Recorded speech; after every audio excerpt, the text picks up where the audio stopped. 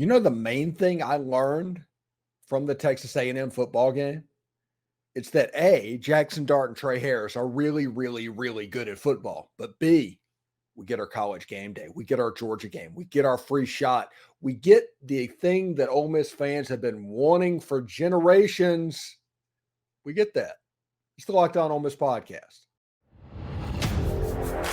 You are Locked On Ole Miss, your daily podcast on the Ole Miss Rebels. Part of the Locked On Podcast Network, your team every day.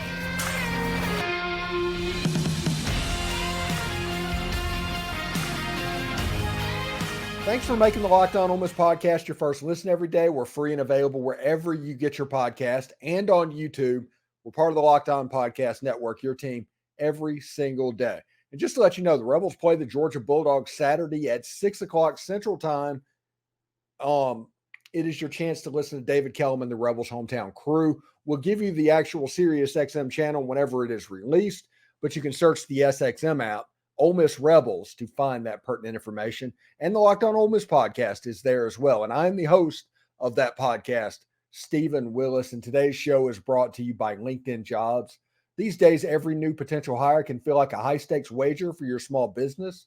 That is why LinkedIn Jobs helps you find the right people for your team faster and for free. Post your job for free at linkedin.com/lockedoncollege. Terms and conditions apply. Now, in the first segment, we're going to tell you what we actually learned from the game. And the main thing is basically, A, Jaxson Dart is unbelievable. He's already probably the most clutch quarterback that Ole Miss has ever had.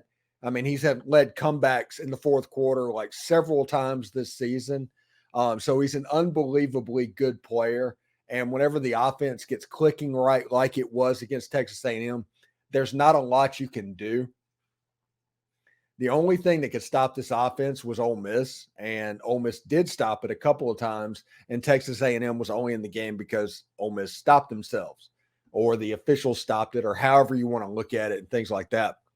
But Jaxson Dart had a really good day, and we'll get to that in just a second. What we learned,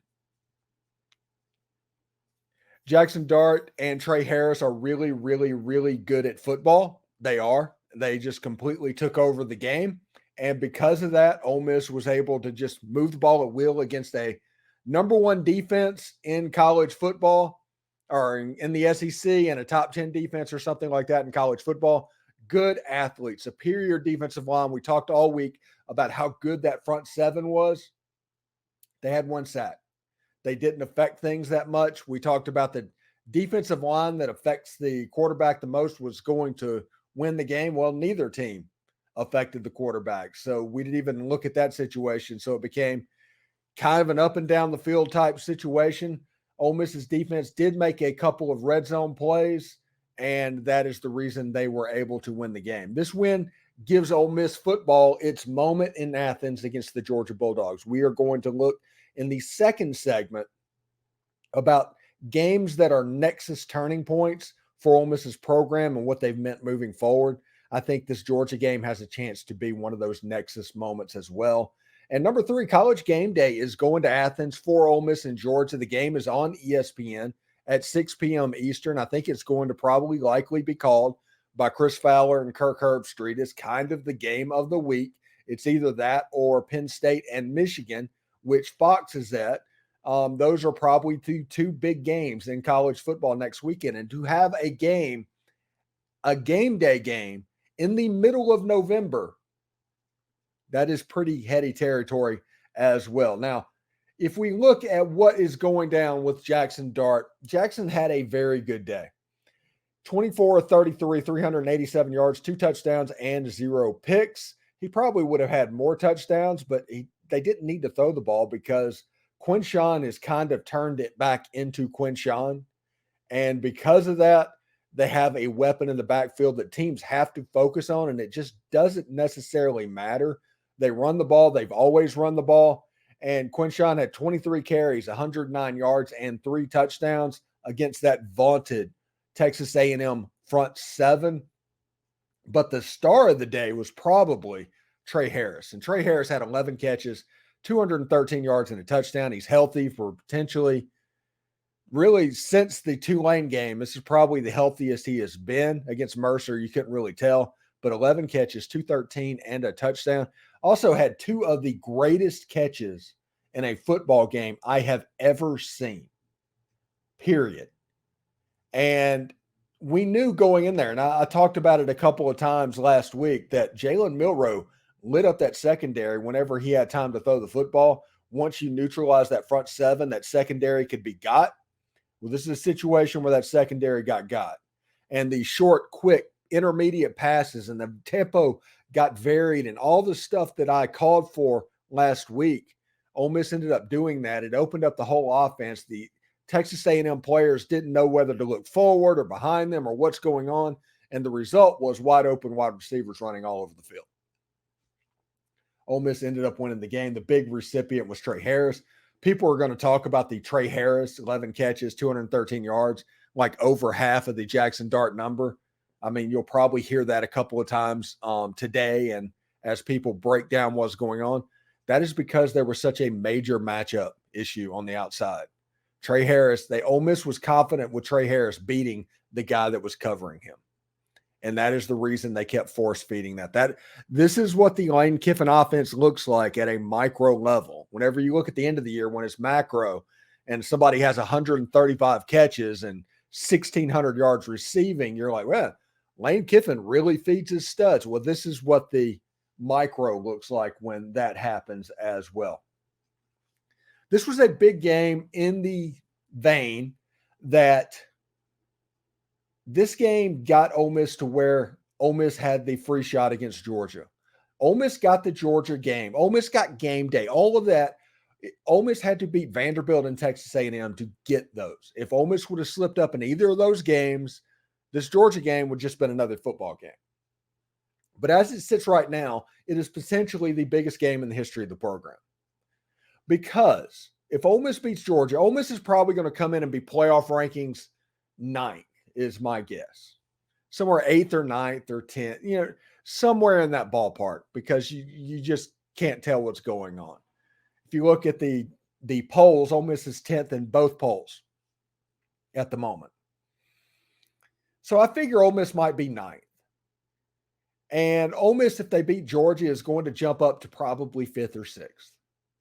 They just are. They're going to jump considerably. They're going to jump over Alabama. They're going to jump over Texas. They're going to do everything because of what Georgia has built in the last 5 years. Again, they've not lost a home game since 2019. They have not lost a game, period, since 2021 when Matt Corral won that, or not Matt Corral. Matt Corral was the quarterback of Ole Miss, and Bryce Young was the quarterback of Alabama, and Jameson Williams was catching deep balls on them all day. And that SEC championship game was the last game that they lost. They went undefeated throughout the rest of that season.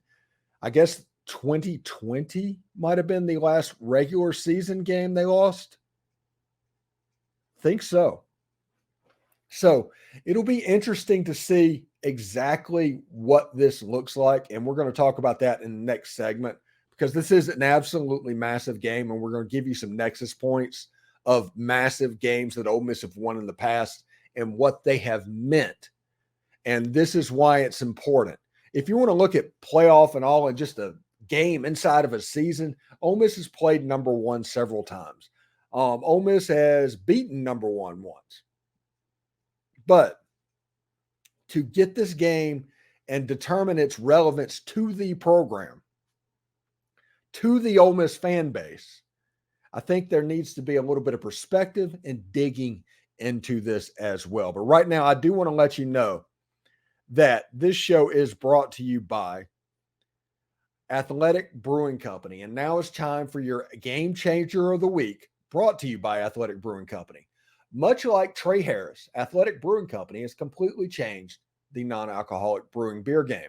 They might make our non-alcoholic beers that actually taste good.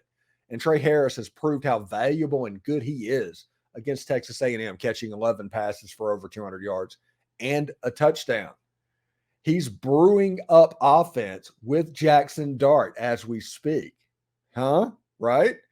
Anyway, Athletic Brewing Company's brews are great tasting and award winning, and they beat out full strength beers in global competitions. They brew over 50 styles of craft non alcoholic beer, including IPAs, golden, sours, and more. They constantly release limited edition experimental styles to add to their variety. And you can find Athletic Brewing Company's non alcoholic brews at a store near you or buy athleticbrewingcompany.com. First time customers can use Locked On to get 15% off your first order. That's the promo code Locked On, all one word. That's LOCKEDON at checkout for 15% off at athleticbrewingcompany.com or athleticbrewing.com. It's near beer. Exclusions and conditions apply. Athletic Brewing Company, fit for all times.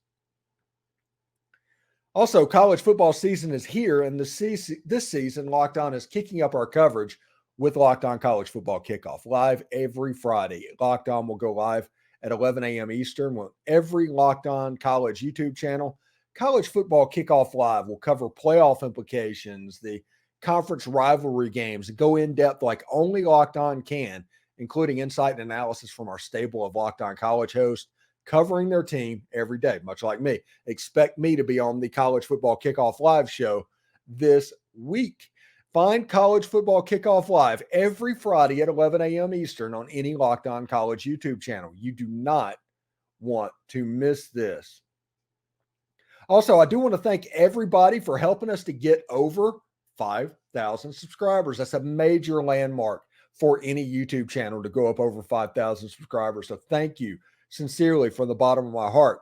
Now let's start working towards 6,000. We're at about 5,150 at the moment, and it's going up quite rapidly. If we get to 6,000 subscribers, we are going to start doing remote broadcasts. So let's get there before the bowl game. And if the game's in Florida or something, I might travel down to it. Now, 7,000 subscribers will be a call-in show. Once we get 7,000 subscribers, it's a call-in show. Also, a little housekeeping. My cousin, actually my ring bearer from my wedding from way back when, is coming through today, and we're going to go eat dinner. So I might be a little bit late. Our postcast might be a little bit different. The schedule today might be a little strange.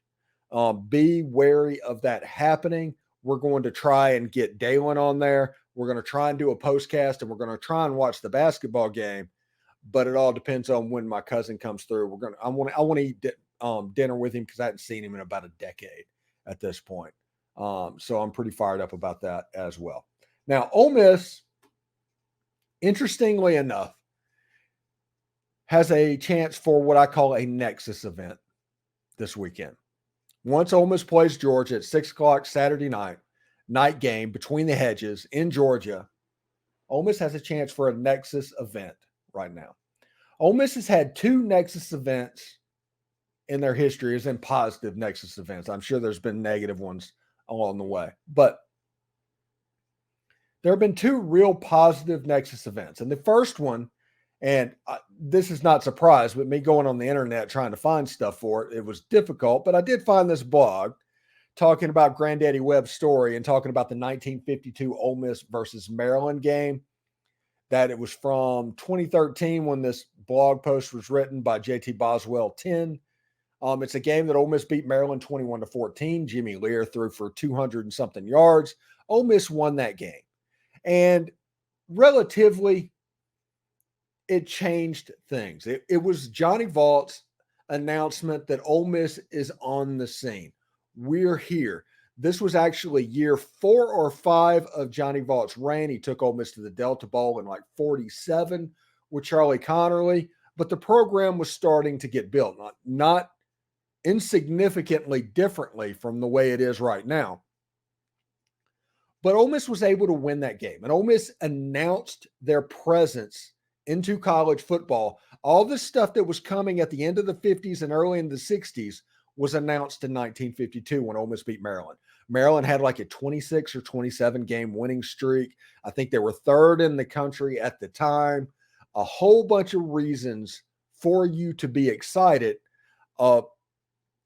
about where you were. Maryland was, they were kind of the cat's meow, so to speak. So they came down to Oxford, Mississippi. It was a home game for Ole Miss. Ole Miss came through with the win. Again, Jimmy Lear threw the ball for over 200 yards, and Johnny Vaught was known as an offensive guy. So back in the day, we always talk about it was a different era and things like that. Well, Ole Miss has never been a wishbone school because of Johnny Vaught and his adoption of the forward pass back in the day. And even then, the wishbone just didn't seem right. I mean, the school in the state, the other one ran it for a little bit, but Ole Miss never really did. They did some veer stuff and things like that, but they never went full wishbone. And that was probably because of Johnny Vaught's influence over the offense well into the 70s when the wishbone was a completely faddish event. Ole Miss ended up winning that game, stopping Maryland's streak, announcing their arrival into college football, setting the stage for what happened later in the decade and early in the 60s.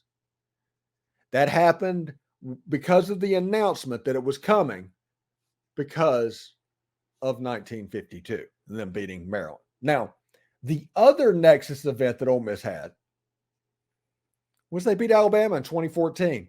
We all remember that. The goalpost came down. I think Bama was third in the country. Ole Miss was like 11th. And this was written by Stephen Godfrey, by the way. He said Ole Miss beats Alabama, the day that never comes. In Oxford, where the Rebels took down the Tide for the first time in 11 tries, goalpost and all. It's from October 6, 2014. That's just back when Stephen Godfrey, I think, was still a fan. And before he was trying to make money off of the Ole Miss probation and things like that. But that was a Nexus event to where after this was over and Ole Miss won that game, and they stormed the field to Katy Perry, and everybody remembers that, but they don't remember the fact that over the next 10 years, which 10 years would be this bowl season, this would be the 2024 bowl season, Ole Miss would have gone to 4 New Year's Six or Access Bowls over the span of 2 coaches with a probation in the middle. A probation designed to destroy and cripple Ole Miss's football program to prevent what's happening right now from happening. Hugh Freeze got Ole Miss to the top. Ole Miss has a Peach Bowl and a Sugar Bowl under Hugh Freeze. And they have a Sugar Bowl and whatever happens this year under Lane Kiffin. Because even if Ole Miss loses to Georgia, if they just went out against Louisiana Monroe and Mississippi State, 2 not very good football programs at the moment. So if it just goes chalk, Ole Miss is going to finish 10-2 and in an Access Bowl. They'll end up in the Peach or the Cotton or the Orange Bowl. I'm rooting personally for the Orange Bowl, but that's just selfishly about where I live. This was a major Nexus event for Ole Miss football. It was an announcement of arrival from becoming, I'm not going to say a bottom feeder team because the bottom feeder Nexus event probably happened sometime in the 80s and 90s that we didn't notice. Maybe it was the hiring of Tommy Tuberville. Maybe it was something that Billy Brewer did. There was no clear event. Ole Miss just got consistently better from the mid-70s through the 80s and into the 90s. And in the 90s, Ole Miss went on probation. They hired Tuberville, and the program completely changed.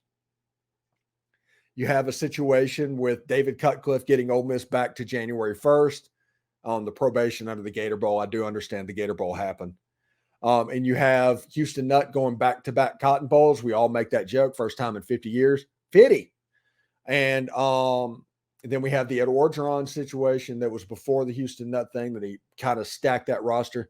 Then you have the Hugh Freeze situation that got Ole Miss back to the Sugar Bowl for the first time in, heck, I think it was 50 years, 45 years, somewhere in there. And then you have Lane Kiffin getting Ole Miss back to the Sugar Bowl, where this is a semi-regular occurrence, Ole Miss winning these games. So you can see exactly how this is going and how this is building. And you can look on a chart and see exactly this is going just like this over the course of about 30 years. These Nexus events are where major jumps happen, depending on the 1952 Maryland game, 2014 Alabama.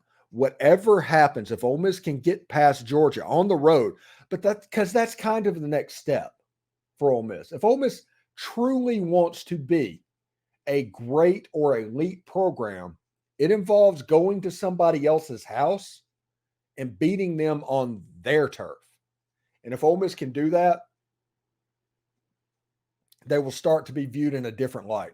Similarly to like where Oregon is, or somebody like that, a 5th to 9th ranked team consistently, to where if you see Ole Miss in that area, you're like, okay, that makes sense. That will be the public perception with a win over the Georgia Bulldogs. Really, really cool stuff. I do want to let you know that today's show is brought to you by LinkedIn Jobs. These days, every new potential hire can feel like a high-stakes wager for your small business. You want to be 100% certain that you have access to the best qualified candidates available.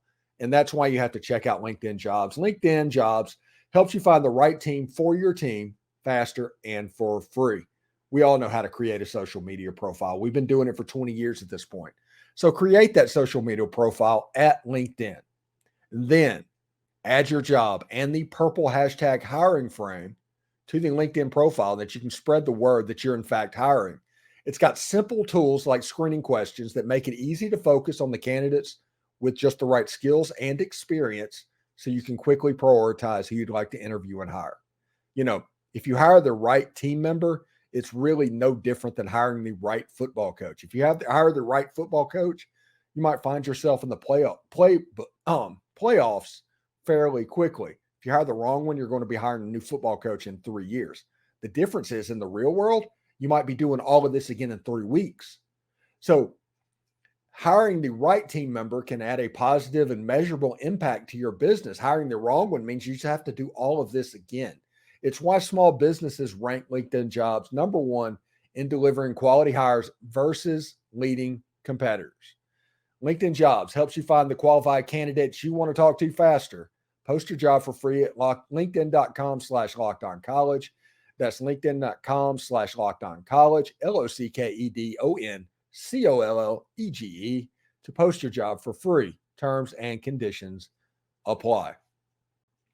The Rebels play the Georgia Bulldogs Saturday at 6 o'clock on ESPN. But if you want to hear the hometown broadcast and you live outside of the Super Talk Mississippi area, you can check it out on SiriusXM. I'll have exactly where you can watch, or you can listen to David Kellum and the Rebels home team broadcast on SiriusXM, or you can just search the SXM app, searching Ole Miss Rebels. All right. The third segment we're going to talk to are the lines and the games that are coming up this weekend. You have a situation, it's a pretty good weekend for football, honestly. I can see why CBS gave their 6-day hold to pick games because of how it fell. But, you know, Alabama's favored by 10.5 over Kentucky. That's almost, I mean, Bama's just kind of chewing people up at the moment. It's kind of interesting to see. The offense is kind of coming into its own. Now, defensively, I think Dallas Turner might be the dirtiest player in all of college football. The stuff that he did with Jaxson Dart, the stuff he did to Jalen Daniels the other night, they get away with stuff defensively that if anybody else did it, they would end up in jail, essentially. They would get locked up for doing that, but they get away with it. And Alabama's a 10.5 point favorite over Kentucky, who had a decent win over Mississippi State. It was a 24-3 win. Mississippi State is just a bad football team at the moment. Vandy's at South Carolina. South Carolina's a 12.5 point favorite. That kind of makes sense. Vandy's hurting at the moment. But South Carolina, you know, they were a pick 6 away from beating Jacksonville State by like 3. And I picked Jacksonville State last week to cover. I'm tempted to pick Vandy to cover this week because that just feels like too many points for as bad as South Carolina is playing, if that makes sense. Tennessee is at Mizzou. Mizzou is a 1.5 point favorite in that game. That's the CBS game. I think there's an interesting situation to where, since the contract is coming to an end, you know, since this is the end of the CBS contract, you're seeing ESPN doing some underhanded type stuff to get better games and doing things where they put other games against them in CBS. Like, it would not surprise me if Disney just said, okay, you can take Ole Miss in Georgia, but we're going to take Tennessee and Mizzou, and we're going to put it right up against you. And we're going to go head to head. Or you can give us the game we want. We'll give you Tennessee and Mizzou. And you can kind of have that against Auburn and Arkansas. Kind of an interesting thought, but as this program comes to its conclusion, this divorce has not been very amicable, if you ask people. But it's interesting. But Ole Miss gets ESPN because Tennessee and Mizzou is on CBS. All right. Ole Miss and Georgia. Georgia's an 11.5-point favorite over Ole Miss in Athens. It's the college game day game. Everybody's going to be there. Expect Chris Fowler and Kirk Herbstreit calling the game. Like I said, Georgia's an 11.5-point favorite in that one. Free shot, ultimate free shot for Ole Miss. Ole Miss, this is a no-lose situation. Ole Miss might lose the game, but perception-wise, they are not going to lose any perception on this game. The only thing that can come out of it is you upset Georgia, and it's a good thing, and all of a sudden you can recruit off that for 3 years. Florida is at LSU. LSU is a 13-point favorite.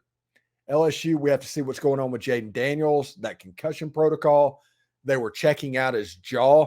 By the way, the big debate on Twitter right now is, was that targeting from Dallas Turner? And the answer is they were looking at Jaden Daniels' jaw. That was above the head and neck. Something was going on there. And if that happened, that means it was a forcible hit to the head and neck area against a defenseless player. So yes, it's targeting, period. Yeah, that's crazy. Auburn's at Arkansas. Arkansas is a 2.5-point favorite over the Tigers in Fayetteville. Hugh Freeze struggles in Fayetteville. Hugh Freeze struggles in Nashville. Exercise those demons a little bit. Arkansas got right a little bit against the Florida Gators. We'll see how they do against the Auburn Tigers as Arkansas looks to stay above that 6-loss platform, because the next loss, they're not bowl eligible in the last game of the day. Mississippi State is at Texas A&M. Texas A&M is a 14-point favorite. You know, I'm putting up air quotes right now, but Texas A&M struggles with the Mississippi schools. I don't think they're going to struggle on this one. A&M figured out some stuff in the second half against Ole Miss. Probably could have won that game, came all the way back, did not do it. I think they're going to kind of beat Mississippi State by 17-24. I think that offense is going to struggle. Honestly, if I was Will Rogers, I would kind of shut it down for the rest of the year. But I know that's not going to happen with what's coming up Thanksgiving. Anyway, thank you very much for making the Locked On Ole Miss podcast your first listen every day. We're free and available wherever you get your podcast, including YouTube. We're part of the Locked On Podcast Network, your team every single day. Tomorrow, we're going to start our keys. Wednesday, what to watch for. Thursday, we're going to set up a crossover. I haven't done it with the Georgia Locked On people yet. I'm going to see if I can set that crossover up as well. And on Friday, why Ole Miss wins. That's the schedule this week, plus our normal guests as well. So tune in for that. Anyway, hotty toddy.